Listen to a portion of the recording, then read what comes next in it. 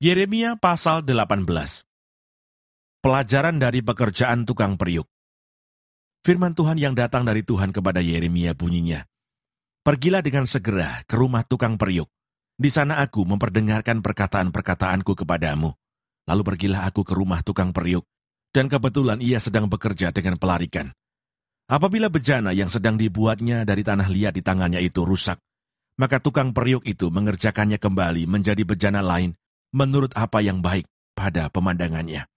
Kemudian datanglah firman Tuhan kepadaku, bunyinya, masakan aku tidak dapat bertindak kepada kamu, seperti tukang periuk ini, hai kaum Israel? Demikianlah firman Tuhan. Sungguh, seperti tanah liat di tanah tukang periuk, demikianlah kamu di tanganku, hai kaum Israel. Ada kalanya aku berkata tentang suatu bangsa dan tentang suatu kerajaan, bahwa aku akan mencabut, merobohkan, dan membinasakannya. Tetapi apabila bangsa yang terhadap siapa, aku berkata demikian telah bertobat dari kejahatannya, maka menyesalah aku, bahwa aku hendak menjatuhkan malapetaka yang kurancangkan itu terhadap mereka. Ada kalanya aku berkata tentang suatu bangsa dan tentang suatu kerajaan, bahwa aku akan membangun dan menanam mereka. Tetapi apabila mereka melakukan apa yang jahat di depan mataku, dan tidak mendengarkan suaraku, maka menyesalah aku, bahwa aku hendak mendatangkan keberuntungan yang kujanjikan itu kepada mereka. Sebab itu, katakanlah kepada orang Yehuda dan kepada penduduk Yerusalem, beginilah firman Tuhan, sesungguhnya aku ini sedang menyiapkan malapetaka terhadap kamu, dan merancangkan rencana terhadap kamu. Baiklah kamu masing-masing bertobat dari tingkah langkahmu yang jahat, dan perbaikilah tingkah langkahmu dan perbuatanmu. Tetapi mereka berkata, tidak ada gunanya, sebab kami hendak berkelakuan mengikuti rencana kami sendiri, dan masing-masing hendak bertindak mengikuti kedekilan hatinya yang jahat. Sebab itu beginilah firman Tuhan. Cobalah tanyakan di kalangan bangsa-bangsa, siapakah yang telah mendengar hal seperti ini? Anak darah Israel telah melakukan hal-hal yang sangat ngeri. Masakan salju putih akan beralih dari gunung batu Sirion. Masakan air gunung akan habis, air yang sejuk dan mengalir. Tetapi umatku telah melupakan aku. Mereka telah membakar korban kepada dewa kesia-siaan. Mereka telah tersandung jatuh di jalan-jalan mereka, yakni jalan-jalan dari dahulu kala, dan telah mengambil jalan simpangan, yakni jalan yang tidak diratakan. Maka mereka membuat negerinya menjadi kengerian, menjadi sasaran suitan untuk selamanya. Setiap orang yang melewatinya akan merasa ngeri, dan akan menggeleng-gelengkan kepalanya. Seperti angin timur, aku akan menyerakkan mereka di depan musuhnya. Belakangku akan kuperlihatkan kepada mereka, dan bukan mukaku pada hari bencana mereka. Doa Yeremia minta pembalasan terhadap musuhnya. Berkatalah mereka, marilah kita mengadakan persepakatan terhadap Yeremia, sebab imam tidak akan kehabisan pengajaran, orang bijaksana tidak akan kehabisan nasihat, dan nabi tidak akan kehabisan firman. Marilah kita memukul dia dengan bahasanya sendiri, dan jangan memperhatikan setiap perkataannya. Perhatikanlah aku ya Tuhan, dan dengarkanlah suara pengaduanku. Akan dibalaskah kebaikan dengan kejahatan? Namun mereka telah menggali pelubang untuk aku. Ingatlah bahwa aku telah berdiri di hadapanmu, dan telah berbicara membela mereka, supaya amarahmu disurutkan dari mereka. Sebab itu serahkanlah anak-anak mereka kepada kelaparan, dan biarkanlah mereka dipancung pedang. Biarlah istri-istri mereka kehilangan anak dan suami. Biarlah laki-laki mereka mati oleh sampar, dan pemuda-pemuda mereka mati karena pedang di pertempuran. Biarlah kedengaran jeritan dari rumah-rumah mereka, apabila engkau dengan tiba-tiba mendatangkan gerombolan perampok kepada mereka. Sebab mereka telah menggali pelubang untuk menangkap aku, dan telah memasang jerat untuk kakiku. Tetapi engkau ya Tuhan, engkau mengetahui segala rancangan mereka untuk membunuh aku. Janganlah ampuni kesalahan mereka, dan janganlah hapuskan dosa mereka dari hadapanmu. Tetapi biarlah mereka tersandung di hadapan matamu. Bertindaklah pada hari murkamu terhadap mereka. Yeremia pasal 19. Pelajaran dari buli-buli yang pecah. Beginilah pula firman Tuhan kepadaku. Pergilah membeli buli-buli yang dibuat dari tanah, lalu ajaklah bersama-sama engkau beberapa orang tua-tua bangsa itu, dan beberapa orang imam yang tertua. Kemudian berangkatlah ke lembah Ben Hinnom yang di depan pintu gerbang beling. Serukanlah di sana perkataan-perkataan yang akan kusampaikan kepadamu. Katakanlah, dengarlah firman Tuhan, hai raja-raja Yehuda dan penduduk Yerusalem. Beginilah firman Tuhan, semesta alam, Allah Israel. Sesungguhnya, aku akan mendatangkan malapetaka kepada tempat ini, sehingga telinga orang yang mendengarnya mendenging, sebab mereka telah meninggalkan aku, telah memberikan tempat ini kepada Allah asing, dan telah membakar korban di sini kepada Allah lain, yang tidak dikenal oleh mereka sendiri, dan oleh nenek moyang mereka, dan oleh raja-raja Yehuda. Mereka telah membuat tempat ini penuh dengan darah orang-orang yang tidak bersalah.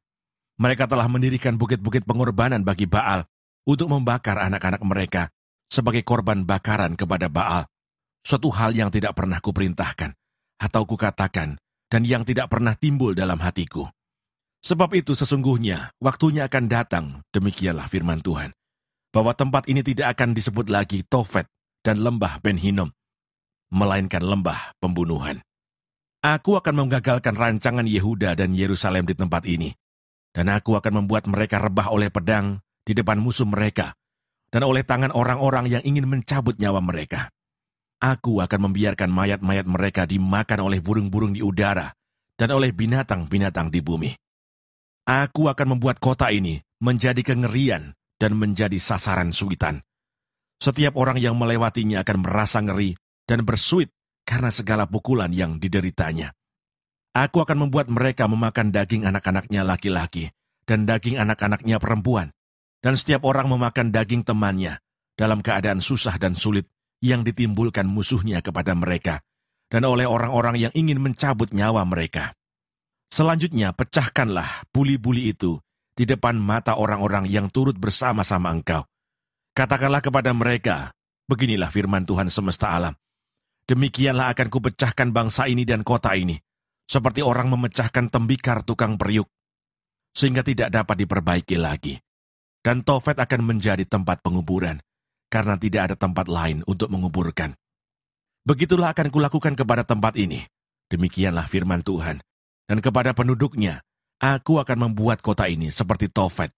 Rumah-rumah Yerusalem dan rumah-rumah para raja Yehuda akan menjadi najis seperti tempat Tofet, yakni segala rumah yang di atas sotohnya orang membakar korban kepada segala tentara langit dan mempersembahkan korban curahan kepada Allah lain.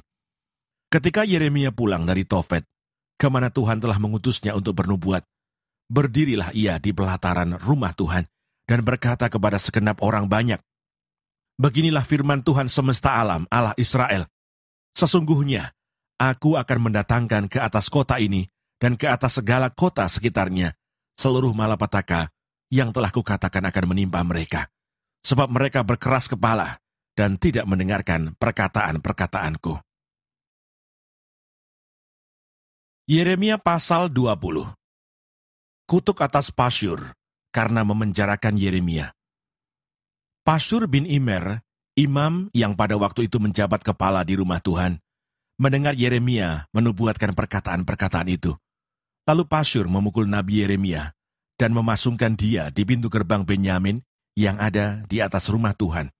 Tetapi ketika Pasyur keesokan harinya mengeluarkan Yeremia dari pasungan itu, berkatalah Yeremia kepadanya, Tuhan akan menyebut namamu bukan Pasyur, melainkan kegentaran dari segala jurusan. Sebab beginilah firman Tuhan, sesungguhnya aku akan membuat engkau menjadi kegentaran bagimu sendiri dan bagi semua sahabatmu.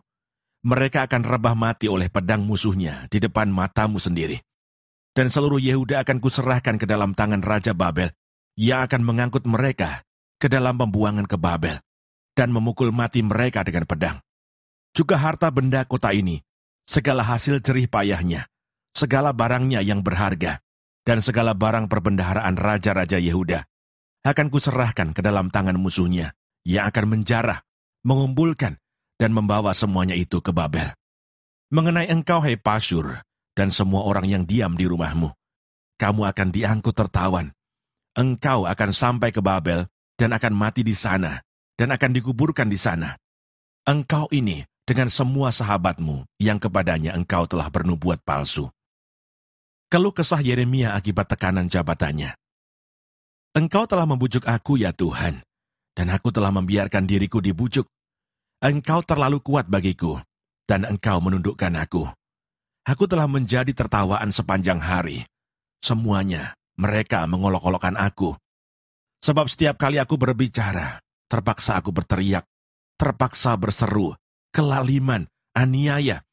Sebab firman Tuhan telah menjadi celah dan cemooh bagiku sepanjang hari. Tetapi apabila aku berpikir, aku tidak mau mengingat dia dan tidak mau mengucapkan firman lagi demi namanya, maka dalam hatiku ada sesuatu yang seperti api yang menyala-nyala, terkurung dalam tulang-tulangku. Aku berlelah-lelah untuk menahannya, tetapi aku tidak sanggup. Aku telah mendengar bisikan banyak orang. Kegentaran datang dari segala jurusan. Adukanlah dia, kita mau mengadukan dia. Semua orang sahabat karibku mengintai. Apakah aku tersandung jatuh? Barangkali ia membiarkan dirinya dibujuk, sehingga kita dapat mengalahkan dia dan dapat melakukan pembalasan kita terhadap dia. Tetapi Tuhan menyertai aku seperti pahlawan yang gagah. Sebab itu orang-orang yang mengejar aku akan tersandung jatuh, dan mereka tidak dapat berbuat apa-apa. Mereka akan menjadi malu sekali, sebab mereka tidak berhasil. Suatu noda yang selama-lamanya tidak terlupakan. Ya Tuhan semesta alam yang menguji orang benar, yang melihat batin dan hati, biarlah aku melihat pembalasan-Mu terhadap mereka, sebab kepadamu-lah kuserahkan perkaraku. Menyanyilah untuk Tuhan, pujilah Tuhan, sebab ia telah melepaskan nyawa orang miskin dari tangan orang-orang yang berbuat jahat. Terkutuklah hari ketika aku dilahirkan. Biarlah jangan diberkati hari ketika ibuku melahirkan aku. Terkutuklah orang yang membawa kabar kepada bapakku dengan mengatakan, seorang anak laki-laki telah dilahirkan bagimu, yang membuat dia bersukacita dengan sangat. Terjadilah kepada hari itu seperti kepada kota-kota yang ditunggang balikan Tuhan tanpa belas kasihan. Didengarnyalah kiranya teriakan pada waktu pagi, dan hiruk-pikuk pada waktu tengah hari. Karena hari itu tidak membunuh aku selagi di kandungan, sehingga ibuku menjadi kuburanku, dan ia mengandung untuk selamanya. Mengapa gerangan aku keluar dari kandungan, melihat kesusahan dan kedukaan, sehingga hari-hariku habis berlalu dalam malu.